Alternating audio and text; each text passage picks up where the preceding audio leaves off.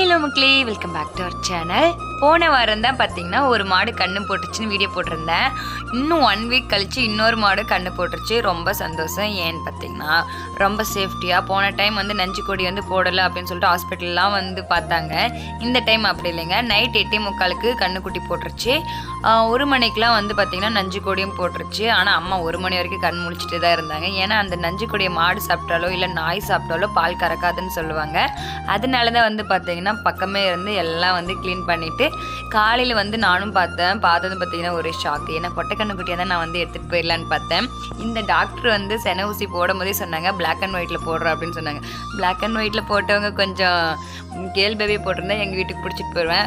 Unfortunately boy baby ஆயிடுச்சு. அதனால வந்துட்டு வேண்டாம் அப்படின்னு சொல்லிட்டு, ஏன்னா ஏற்கனவே எங்கிட்ட வந்து 3 கண்ணுக்குட்டி இருக்கிறதுனால எனக்கு வேண்டான்னு சொல்லிட்டேன்.